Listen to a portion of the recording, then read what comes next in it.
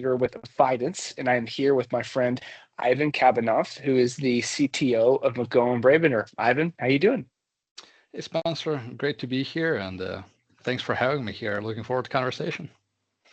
Absolutely. So the point of this conversation is Ivan has a really unique story from how he kind of grew up to how he landed at McGohan Brabender. And so I wanted to share that story with other folks inside of our community.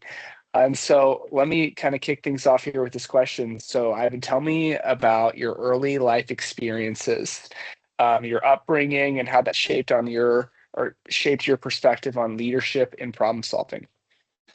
Well, I have definitely a very different upbringing.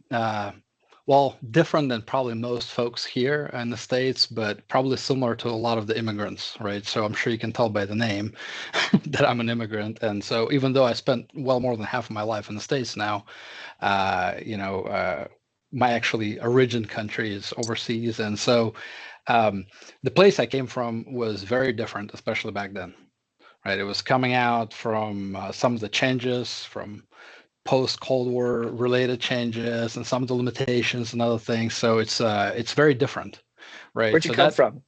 So I was born in Russia. So post Soviet time. In fact, just as it was kind of unraveling, right, if you will. And I don't mean unraveling what you hear on the news, but as the I guess the Western civilization world was coming in, right? So, despite what some people might tell you, and there are of course difference of opinions, right? Always, but at least what I found back then that a lot of people were very open to the way things were, in the West, and a lot of people wanted to experience it. And so when things started to change, it was a very rapid type of change that people have experienced. And again, this is my personal observation, but I think it was that change was happening at that time for the good, So, but naturally, before that, I guess for good or bad, I had an opportunity to experience the other side of it as well, right? And so, and the reason I say good or bad is because while there's certainly a struggle and hardship associated with it, I find that it's also a benefit because it helps you, find the right things to value in life, gives you the right levers, motivation, and other Yeah. things to, do things in life that what I find important. And so, not to kind of track off your question, but, I'm career leadership and all this other things, that's all important, but that's not the most important thing in life. And so so my bringing, like, honestly, probably the biggest lesson is lesson of life and what's really important. And so but it does translate directly into some of the um, I guess results and my career choices and other things, right, that transpired later. So to kind of and Spencer, tell me if I'm taking this in in the wrong direction, or You're if you want to taking fine it tune in the the right question. direction. You are taking it in the right direction. I'm on the edge of my seat, man.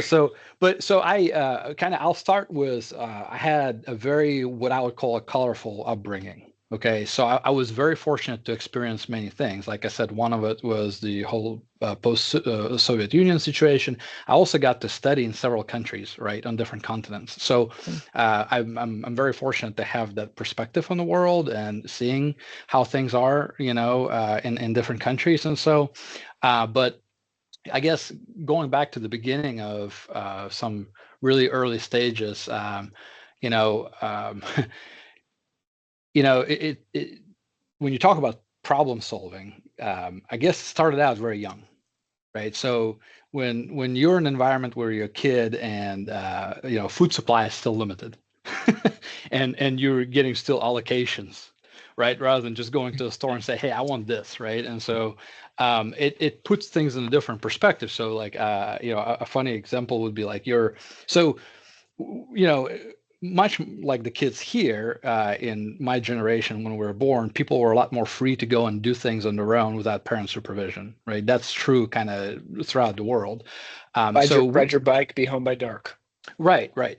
So, similar to that, I was out and about on my own a lot. I had early on responsibilities, since I was a very young kid. My parents would send me to the store to go get supplies, do this kind of on your own. And everyone did this. There was nothing special, right? Um, but you learn, even at a young age, how important the problem solving is, the basic form of it, because when you go to a store to get a loaf of bread on a little ticket that, that it's not money you paid back then, but it was an allocation. And if you don't show up there early enough, there was none left, or you didn't get the right bread that you wanted that your mom told you to get. So, you learn very quick, in a young age, oh, I got to wake up earlier, or I got to get my homework done after school faster so I can go there, and whatever else that comes with that, right? So that was an interesting motivator back then to just, think outside the box because you're competing, right? I'm a naturally competitive person, but that environment really made everyone competitive. Literally, you had Naturally, to be you had to competitive. be. Yeah. So I gotta jump in here for a second here, man, because when you shared this story with me a few weeks ago, it's just, I like we're friends, and there are just things that you're like, wow, I never knew that about you, right? And dude, I grew up in Mason, Ohio, and suburbs galore, nice house. Like Kroger wasn't even 5 miles away. Like we had to hop in a car and to go get food, and the way I've known comfort my whole life, frankly. One of the things that I've always really admired about you is you always smile, you're always happy, at least you present yourself to be in a good mood. I how is that? I surely you've heard this before, maybe from your missus or from other people before, but like what do you think of that? How's that strike you? Where did you learn that from, if you agree? oh, I don't know. When I was younger, well, you learned a lot, right? I'm probably not the same person. In fact, I know for a fact I'm not the same person that I was, 10 years ago, 20 years ago, 30 years ago. So, I think where I am today is probably the result, right, of everything that I went through. But being, I guess, optimistic and happy and positive, and everything that comes along with that. Um, it's many things, right? So, kind of go back to the original question you asked. Well, how, what was it like? How did it impact, your leadership, right, outside of the problem solving? Well, so kind of going back to some of those examples of being a kid who had to go through some various hardships. They're your parents, and they will tell you all the right things, right? Or at least, those that are lucky get the right things told to strive for better, right? But not everyone does. But often you're there on your own, right? You don't have someone who's going to guide you. So when you go through a hardship and you are there on your own, right? You have to self motivate, right? So it's a funny thing, leadership, right? Leadership starts with yourself. It doesn't start with others, right? You first have to guide your, at least that's what I think. I mean, I could be way off, right? But you got to guide yourself. You have to believe in yourself. You have to be positive that you can succeed, even if you don't, right? You have to believe that. Going back to the being competitive, I've played about every sport that was available to me back then, and with every single sport, was I good at all of them? Of course not. But did I try with each one of them? Well, the best I could. You try to do the best. You self motivate, right? When you're on the track and you're running against other 50 kids, no one's going to tell you to do your best, unless someone's there cheering you on, but you probably can't hear it anyway. So it's a personal self motivation, right? And that's where the leadership starts, right? You have to convince yourself that's important. And so I think, that's how it relates to me being who I am. I believed in it. I've always shared this with my wife, with my kids, with my extended family, that no matter what the consequence was, I knew it was going to be okay. Right? I will set a goal for myself, whatever that goal is, usually a lot higher than I can ever achieve on purpose, so you can get closer, right? And so and you're happy with every result as you go along, right? So that's been helpful. That helped me be positive. But then kind of going back to what I've learned in life in general and why career life and everything else is important. I don't know, man. I love talking to people. Like this is a great conversation, right? And so I think that's why me and you get along so well, right? Because I think we like people. And so when you like people, right, you're naturally positive around them, right? Because it's an exchange of positive energy that you give each other. And so maybe that's why I always smile. So as long as I guess I'm collaborating and as long as I'm living and we're in this, world of being able to have a free conversation just like that, that's what makes me happy, I suppose. So, It's awesome, man. What would you say are some core values that you share then? So clearly you love talking with people. So, but what are some other values and things that you hold closely that are like, man, this is who I am. I'm a person of XYZ. well, okay, so that's a loaded question, right? Because, well, at least in my book, it's a loaded question because I think core values change.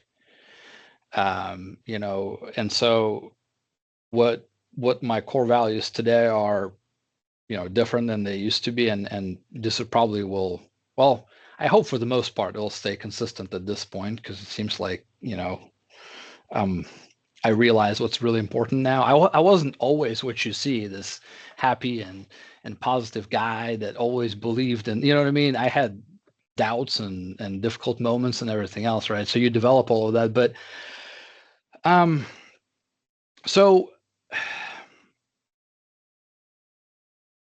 probably the most important, and I'm in technology, right? So when you're in technology and you work with people who have access to a lot of information, you have to trust them, right? So probably one of the most important things that I value is integrity, right? Which kind of translates into honesty, right? I like honest people, and as you know, I'm very transparent. Some people say blunt, so which isn't always the best thing, but I do find integrity to be a very important value, and so um, so I try to live with that for myself, not just for others, right? I find it important for everyone else, but I want to set an example for people around me, including my family and really anyone else, because I think it's just the right thing to do. And again, I wasn't always that way, right? I want to make sure that you understand I came to a conclusion that it's such an important value because I've made mistakes in my life that I regret, and I have, you know, haven't always communicated the way I should have, and not always have been transparent enough or honest enough with people, and so that was a good lesson in life, and so I find that very important. I also think that responsibility is probably a very important value, right? When I work with people or I rely on someone close to me, um, you depend on them, right? So and if depend on them, they depend on you. So I think that's very important. So going back to and it's connected to integrity. You have to do the right thing. You have to be dependable, and yes, there are exceptions when that cannot happen, but you always have to try. So um, respect is important to me, right? You're a As they man. as Of they course it's say, important to you. treat others as you want to be treated, right? I don't want someone to behave inappropriately or disrespectful to me, and therefore I will always try to do my best and project that onto others. And when it comes to career and a job, I guess working hard is super important to me. I shared with some people what the definition of work hard, working hard really means, and I think a lot of people work very hard, but I've personally came to a conclusion in my life that uh, what truly working hard means is that you do do the task that you really don't want to do, right? Mm. So You're like disciplined. Yeah, not the 10 hours a day, 12 hours a day, because I can work for many, many hours to a point of exhaustion. But there's some things, you know how some things you just procrastinate? Oh yeah, man. Yeah, so Oh so yeah. that's the hard work, right? Start your day early, you get to your laptop and you pick the nastiest task that you really don't want to deal with, and you go head on and you tackle it, right? And don't do that once, do that continuously. Do it every day. I think that's what's important, right? And it doesn't have to be. It's not just work, right? It's everything you do. Yeah, I guess now I'm guilty of not doing that every time. Trust me, but I try to keep myself disciplined to your point, and I Well, try to instill that in others and my kids especially. So well, you got to give yourself some grace there, man, because like no one wakes up and is ready to just take on the world every single day. Like, really, man, motivation is like a is there's a word that I'm searching for that's not coming to mind, but I mean, motivation is temporary, and the people that really think accomplish a lot in life are disciplined because motivation is going to come and go, man. Like, health and fitness is a big part of my life. I go to the gym a lot, and like you're just going to go through seasons where you don't want to go, you don't want to wake up and do it, or you don't want to stop during the lunch hour and jump on over to the gym or whatever. But like the folks that really transform themselves and change themselves are those that are disciplined, where their discipline can outlast their motivation. So that's some good agreed. values there. So trustworthiness, integrity, responsibility, respect, discipline. That sounds like it could be like a Navy SEAL, man. Like Well, there's Navy one more. Russian SEAL. There's one more that I find very important that I don't think I would ever develop those as the most important ones if I didn't reflect. Hmm. So, because I think, reflection is very important to understand. And I mean, and you just said it yourself, you have to have grace.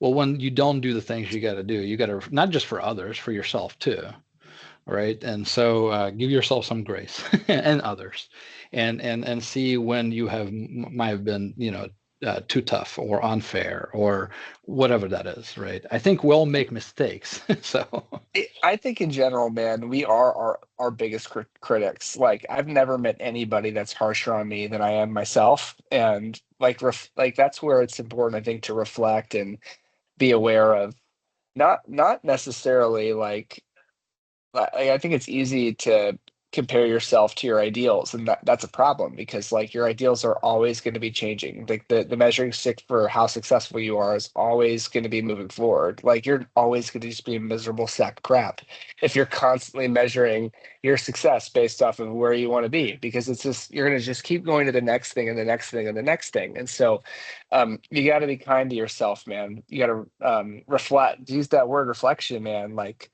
you've come a long way. Like you can't compare yourself to like the future. You got to look at where you've come from in the past. absolutely, absolutely. So, hey, it sounds like you share a lot of those values. That's right. That's right. Human decency, man. I certainly share I certainly share those values and being kind to yourself. So can you tell me, to kind of shift gears and talk about your career, can you tell me about a pivotal moment that significantly contributed to your growth as a leader? Can you think of a story or a situation or kind of dig into that for me? So, I think there were many stories. So instead of, I'll say this, just so I don't accidentally mention someone that may not want to be mentioned, although this is all in positive light. But um, I've been fortunate enough to experience many moments like that. Okay.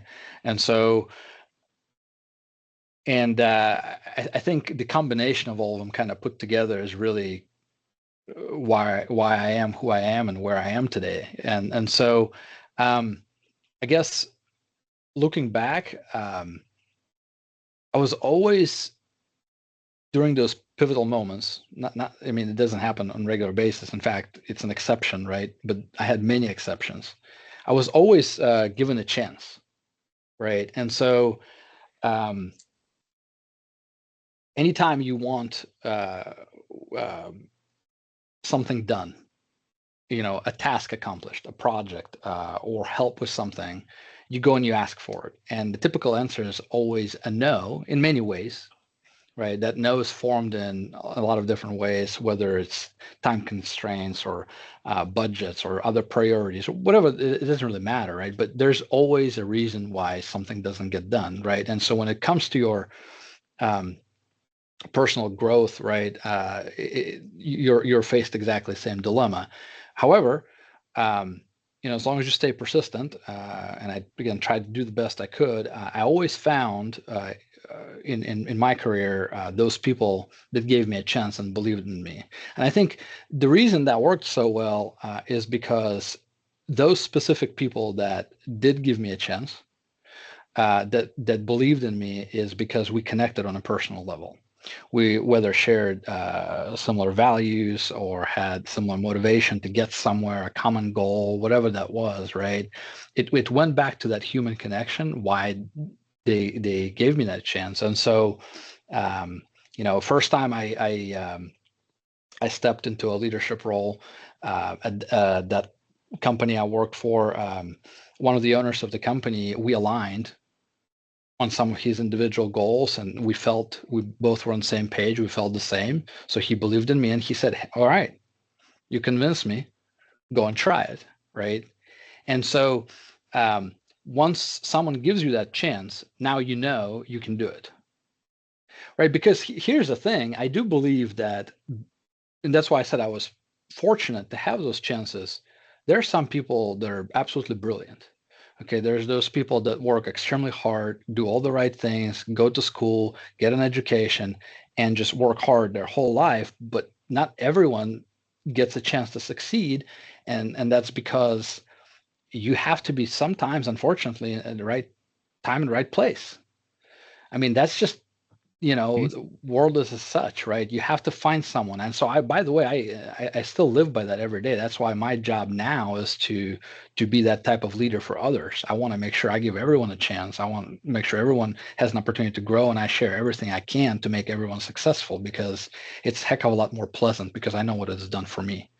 And so but I've had that was the first time, right? Then after that, as I start moving in various management roles, I've always found someone who I was able to convince, who believed in me, and they gave me a chance. Don't get me wrong, they're not gonna just give it to you, right? They'll give you a chance, and then you really have to work hard, and you have to prove that you deserve that chance.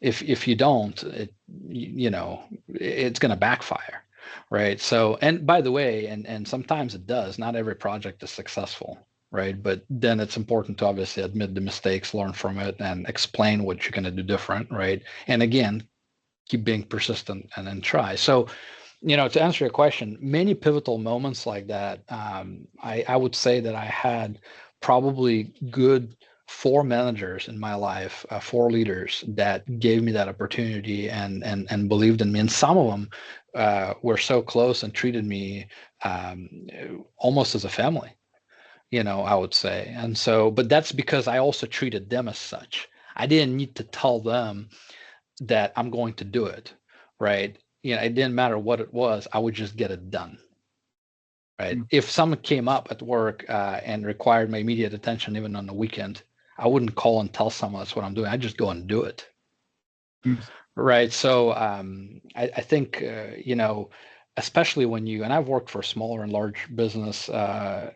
Especially in mid to smaller size business, most of those companies are family owned. They started by someone who really cares. You want them to care about you. You got to show them you care. It's their business. It's their child they built from scratch. They put sweat and Right. tears of years into it. So and they're doing it for you, and they're giving you a job. So you have to give it back. And once you establish that, I think it creates a very different relationship. What'd you do? What'd you do a lot in your early career IT? What'd you grow up in IT doing? Well, man, I started out just tinkering with hardware, right? So this was, of course, the old days. I mean, and not just the personal computers. I've used, Commodores, and I played games too. Don't get me wrong, right? So all this uh, Segas, Ataris before PlayStation, and I played with all of that. But But I was fortunate when I was a young kid. So after we came out through some of those hardships, my dad was very fortunate to at one point to get a very good job where he was able to afford to buy us a PC. And and he found this is probably one of the other reasons I was able to be successful is because I was given a tool as a kid. He gave me a PC, and I think the reason he bought it, I don't know if that's true. This is my assumption, but since I was a kid, I like to take everything apart. I mean, everything. So there was one time my dad came home and I took this brand new VHS player that he bought. It was like $350 VHS player. And he comes home and I'm in the living room. I took the whole thing apart. Right. And it's of course broken. And so he's just like, what did you do? It's like, well, I really wanted to know how the tape gets loaded and how it gets spooled through and how it works, you know. Of course, he told me I had to put it back together. I couldn't put it back together. I mean, I did, but it didn't work. Okay, so, but I did attempt to put it back together. But I think he saw I guess, the need to figure out, to problem solve, right, to work with those puzzles. And so, so once he was able to do it, he bought me a computer, and then of course that took off. I just start taking it apart, figure out what every component does, and you know, back then they were not so plug and play. You had to really figure out what was compatible and whatnot. So that started it, and um, so I did a lot of hardware work back then, and then that transformed into just old coax slow networks back in the day, like corporate networks. And so I did some work. Well, I worked for a local. This was taking back to times of Internet Cafe, or if I don't know if you're familiar with those or not, but it's where you went and you had to buy internet access on a computer to be able to actually get online because people didn't have internet at home. And so um, so I worked for an internet cafe. It was great learning exercise, although I missed a lot of school back then, for good or bad, because I chose to work instead of go to classes at times. But that was great, right? So that gave me a lot of opportunity. And then eventually it was the rise of the World Wide Web, if you will, and I got into specifically into web programming, which led me to general programming. And I was also fortunate to have a friend at that time who also was interested. He had an older brother who was actually learning programming, and so we had a lot of conversations. We walked school together and we talk about it. And I even went to his house a few times, and his brother gave me some lessons as well, how to code. So that was a pretty good influence. So kind of to answer your question, went through a lot in early days, right? So this is all the way through, end of 90s. I was able to experience all of that, right? And so so naturally it took off from there. Mm. What's your favorite 90s movie? Oh my goodness. 90s movie. That's tough, man. Well, What okay, so wasn't the Matrix 99? The Matrix I would consider as a 90s movie.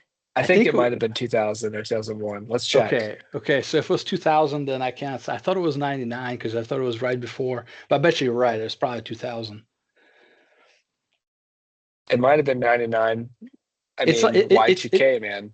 it's like the big moment back then, right? Because they introduced this new concept of like being in this matrix, right, in this different world and digital world. So, and Yeah, as you can tell, $1999. it is 99. Okay, awesome. I was right. Just before Y2K, man. Just to get all those conspiracy theorists going. So that's probably my favorite. And that's because I was, I wouldn't say I'm as much anymore, but I was pretty, you know, pretty nerdy when it came to computers and whatnot. So Y- Yeah, well, rebuilding and putting back together your computer, and I could see how you might have been a little bit more of a nerd. But man, I think those classifications are so lame. Like I've got things that I do that are totally geeky, and then I have things that I do that are totally meatheady. At the end of the day, I'm dispensed, and I got one head. Like I'm not. I got all kinds of goofy and fun and weird things about me. But okay, so that's how you kind of grew up in IT in a sense. Is It's interesting. Your story is very similar, I think, to a lot of other folks. And for the sake of time, we won't get into that. But I do got. What year did you guys immigrate into the States? Well, How so old would I'm you have been? well, first time I came to the States, I was, let's see, uh, I would have been, I guess, 16. Wow. But it was just for a visit, right? So we had friends that moved to the States earlier on, and we came to see them, and that was my first exposure to the States. Again, fortunately for me, prior to that, I've already been to many other countries, and you know, when as time went on, and my parents were able to provide better and better life for us, for me and my sister. I have a sister. They gave us plenty of opportunity to see the world.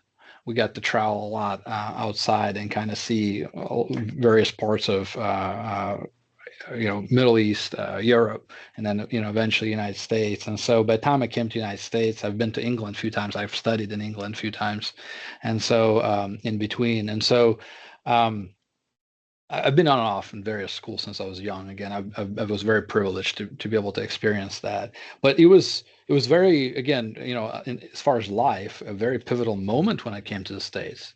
When I came here, I absolutely loved the country, right? And we were walking down the street in a suburb. This was in Massachusetts. Was my dad, and I told him, I said, "Hey, one day I'm going to live here." And he kind of laughed about it, smirked, but here we are today. So What when you were a kid visiting? What was like the thing, like the biggest shock factor to you? Like, what was it like? Like for some people, this is such a stereotype. It's like, oh my gosh, there's fast food everywhere. It's everywhere. Well, like, what was your experience of like, holy smokes, this is so different than everything else I've seen? so I grew up seeing very compact cities, right? With a lot of country, a very spread out country. The concept of the modern suburbs that we have in U.S. didn't really exist in my childhood. There was nothing there. So I think that's what attracted me so much, because U.S. I got to go to Times Square, right? So I got to experience all of that, right? The big, the small, right, and then between various types of towns, and um, it was amazing to me that, well, you can have all of that if you want action, if you want competition, if you want a lot of noise, people, right? But then you can also have this balanced life in between, or be like where I'm now, right? 20, 30 minutes and I'm in a city, and yet I can be outside in a quiet place, right? So that variety, I guess the diversity in this country is just amazing, right? I still feel like to this day it's the best place for an opportunity. Whatever that opportunity is, you got to define it, but there's everything you can imagine here. So And that's coming from a man that lives in Dayton, Ohio. hey That's man, I'm just telling you, it's oh not a bad man. place to be. It's half an hour this way Cincinnati, half an hour this way Dayton. So That's right, man. So my last question here, as we wrap up, is related to tech.